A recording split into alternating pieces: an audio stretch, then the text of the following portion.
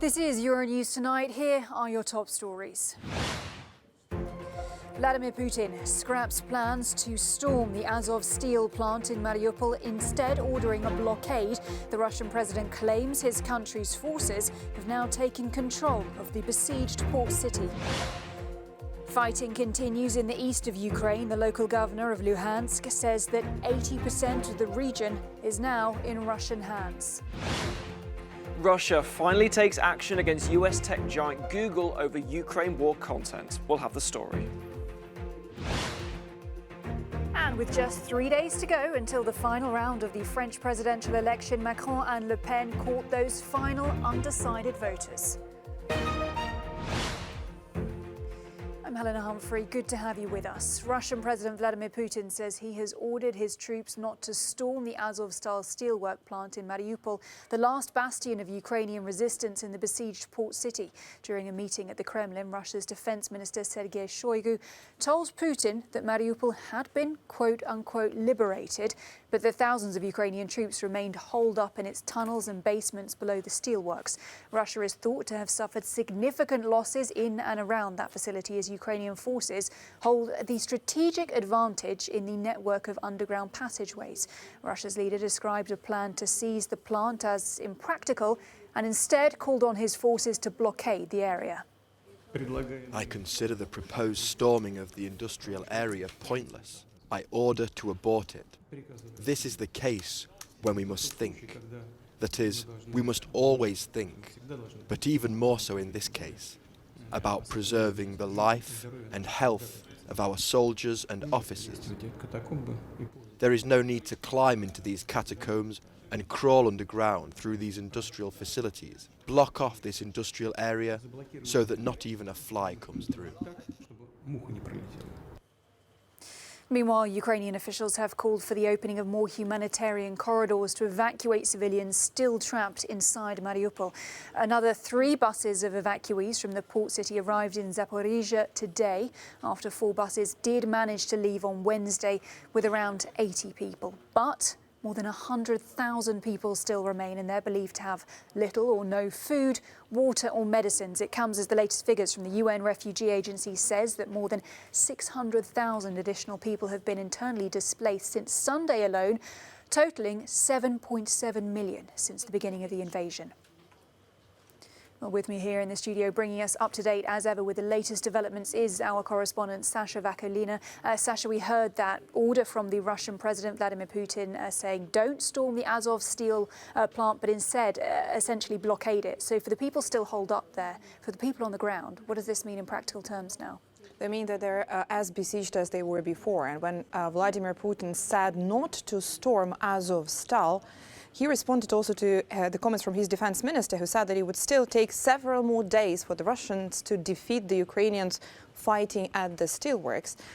Not storming Azovstal now and blockading it as it is now, but it's not about being pointless or impractical. Russian forces have been trying to defeat Ukrainian fighters there for weeks, ever since they took over Mariupol, which was early March. It's been weeks and weeks.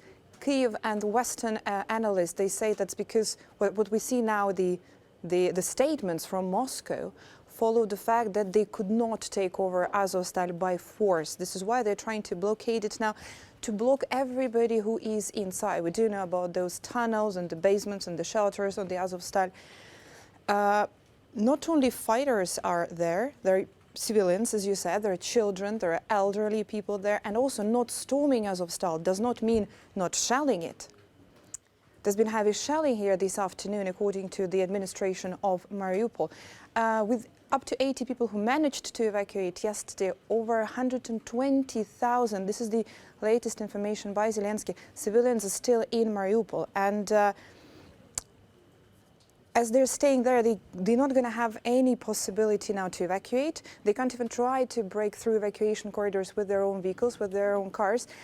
And on top of that, Moscow and pro-Russian separatists in eastern Ukraine said that they do plan to have a Victory Day parade in Mariupol on the 9th of May. This is the city that saw some of the heaviest fighting, the city where more than 95% of everything, all buildings now destroyed. And we still don't even know the full extent of the damage actually in Mariupol, because obviously people haven't necessarily been able to get inside. Meanwhile, in the rest of the country, specifically in the east, fighting continues there. We heard some comments from the governor of Luhansk, who said that around 80% of that region is now in Russian hands. And when you hear that, that really does sound like a very rapid Russian advance. But of course, some of that ground was already controlled, as I understand it, due to the war there for the past 8 years. That's it. Some of that territory was already under the control of pro-Russia separatists since 2014, since that invasion, the beginning. And as of now, we do know that Russians do continue their offensive operations, claiming some suburbs of Severodonetsk.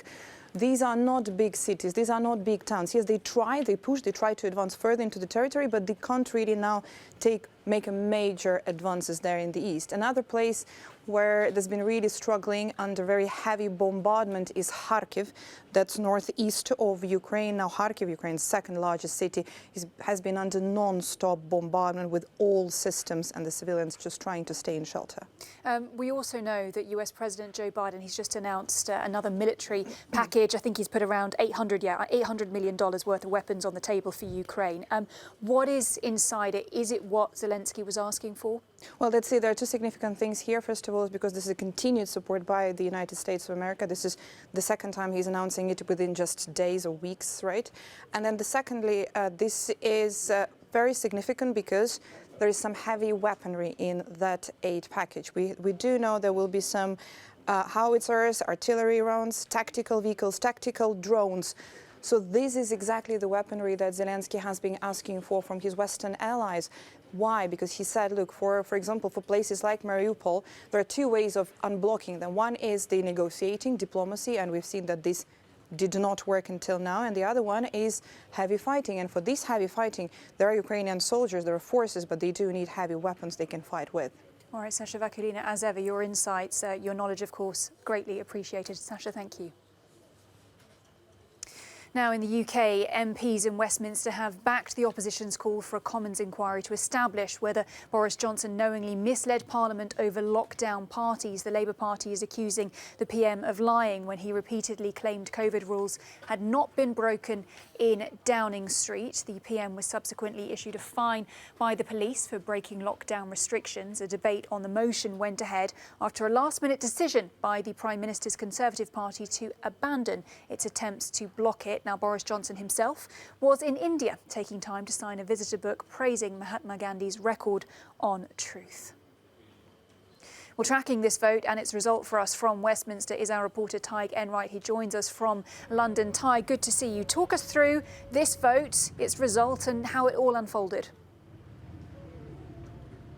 Hi, Helena. Well, this was effectively a game of political chess between the opposition and the government, and Downing Street did not show itself as having the skills of a Grand Master. This opposition motion to try and get Parliament to investigate whether Boris Johnson misled it, the government initially tried to whip its own MPs, its Conservative MPs, to oppose it, no matter what blowback they might have received from their constituents. They then sought to amend the motion to effectively neuter it, but then ultimately abandoned that plan as well, fearful of the optics of a rebellion by their own MPs. And as you say, in the end, it didn't even have to go to a vote. It is parliamentary procedure here that if nobody actually voices opposition, screams out no when a motion is presented to the Parliament, then it's simply waved through, and that is what happened. Indeed, many Conservative MPs simply left Parliament for the week and headed back to their constituencies, avoiding the vote altogether. And I think one of the things that we learned today is that while Conservative MPs have been remarkably quiet, much quieter now, or in the last week since Boris Johnson got that fine for attending one of these lockdown parties, much quieter than when this scandal reached its climax back in January. There is a lot of anger there, and you don't have to scratch the surface too much to reveal it. We heard a lot of new voices in the debate today criticising the Prime Minister, including one very prominent MP on the right wing of the party, a chap called Steve Baker, who told him that the gig is up and that it is time for Boris Johnson to go. Yeah, it's certainly interesting to see what happens when the Prime Minister is out of the country, currently in India right now. And Tai, what does all of this mean for the stability of the Prime Minister's position in office? Well, what The vote, or lack their vote, the motion today means is that there will now be an inquiry by a parliamentary committee, i.e. Other members of Parliament, into whether Boris Johnson misled Parliament or effectively lied to Parliament when he told them that he believed no lockdown rules were broken when all these parties were happening. And it further delays the final outcome of this whole Partygate scandal, because not only do we have we had the civil service investigation to the parties, that is now finished, although not published. We also have the police, the criminal investigation, which remains underway. Boris Johnson and his Chancellor have each received one fine. There could yet be more fines to come, but now we have this parliamentary investigation as to whether he lied about it. And that in itself won't begin until after the police have completed their investigation. So it's all going to be hanging over him for much longer. And this all assumes, though, that he will remain in office, because as I was saying there is growing evidence of the anger among Conservative MPs coming to the surface. His position is undoubtedly weakened by this motion, and we are still, of course, waiting to see how voters will react when they go to the polls in council elections here in a few weeks' time. Helena? All right, our reporter there, Tai Enright, on a sunny day outside of Westminster in London. Tai, thank you so much. Well, staying in the UK, and Britain's Queen Elizabeth II has turned 96 years old. The monarch's birthday comes ahead of her Platinum Jubilee celebrations in June, as our reporter Luke Hanrahan now reports.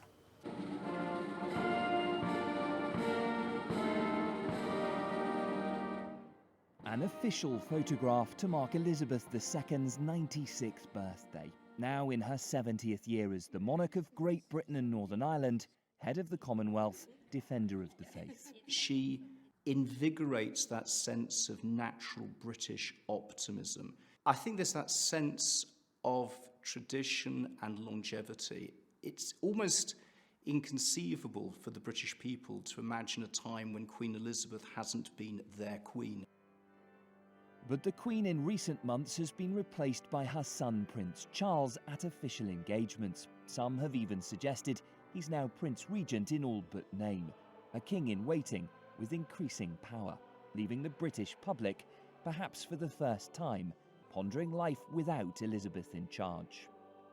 Can't conceive it really. It's kind of, I don't know. I can't even put it into words. I can't imagine living here without her, because it's all we've ever known, isn't it? I think people just don't want to think about it, do they? What's going to happen? One thing I always think is weird is having to change the national anthem to God Save the King, because I've obviously never sung that before. We've never known any different. You've always just seen Charles as someone else that's there, and you've never really thought of him as, well, I personally never thought of him as becoming the king. For many in this country, the big question is what happens next. There aren't that many people alive who can remember a time before Queen Elizabeth II. Not many know the answer. And when Elizabeth became queen, the transition was quick. In the summer of 1951, the health of Elizabeth's father, King George VI, entered into a serious decline. Just a few months later, at the age of just 25, Elizabeth became queen. It's not surprising that 70 years on the throne, that she is delegating some of the more mundane functions of the sovereign. People need to understand the constitutional structure that comes into play and how it operates, and have some clarity about the schemes of delegation.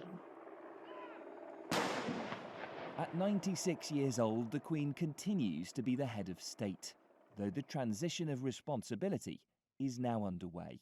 Luke Hanrahan, Euronews, London. Well, still to come, violence in Gaza intensifies as clashes in Jerusalem resume. We'll be bringing you up to date with the situation after the break.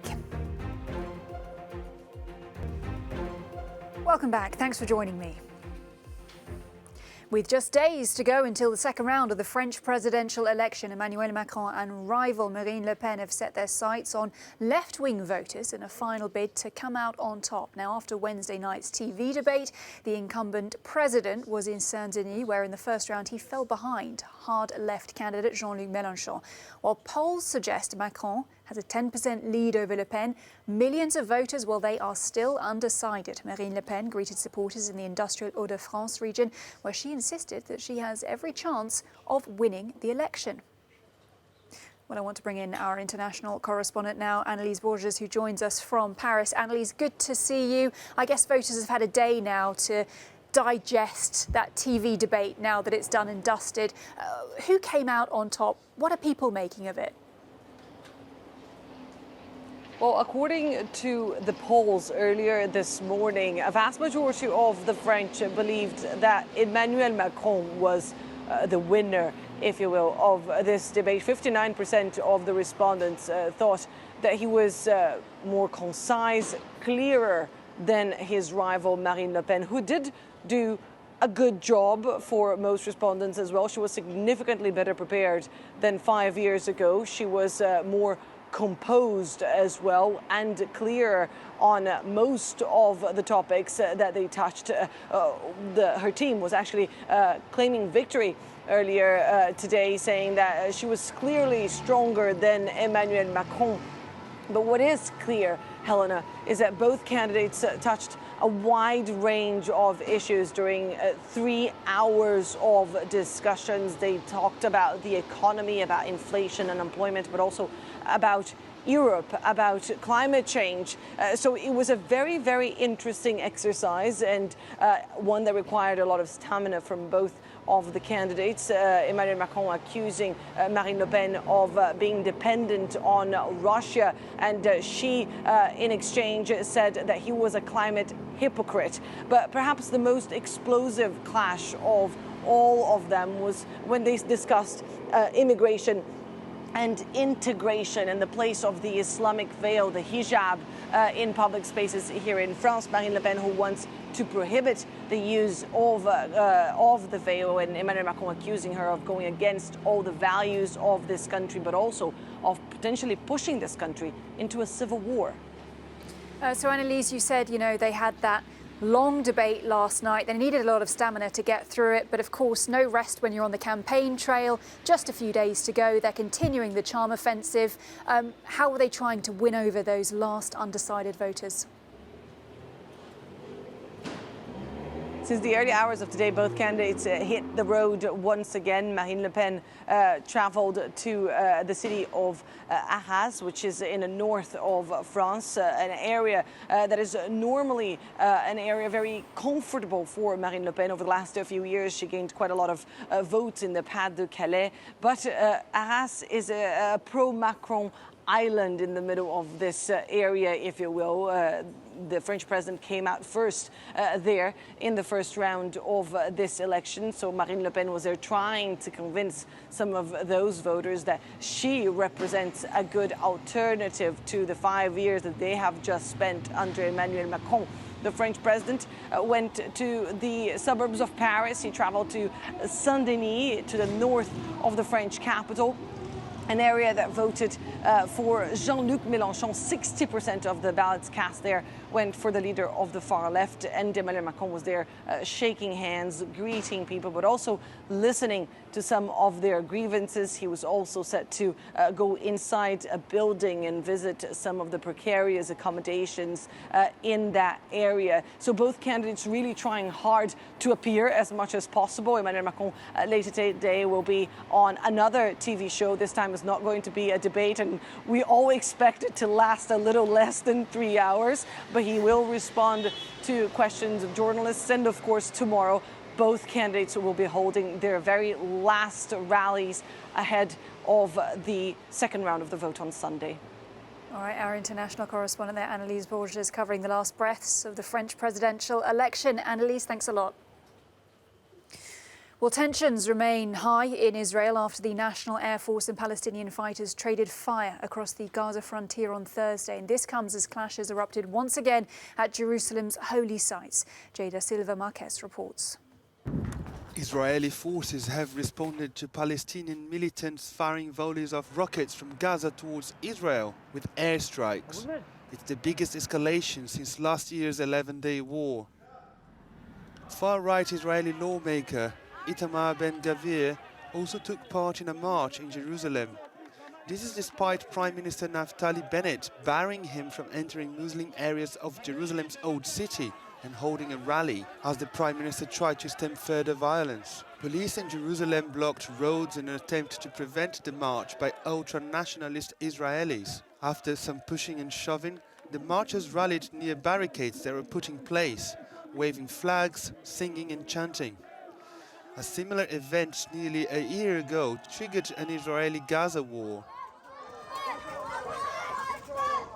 Wednesday's confrontation is the 5th this month. Far-right Israeli groups had announced plans to storm the Al-Aqsa in large numbers to mark Passover festivities this week.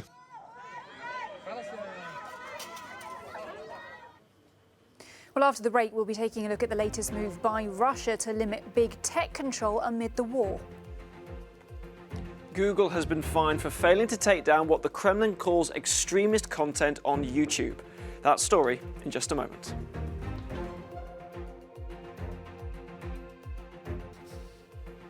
Welcome back. Good to have you with us. In a decisive move, a court in Russia has fined Google for failing to remove what it calls extremist content related to the war in Ukraine.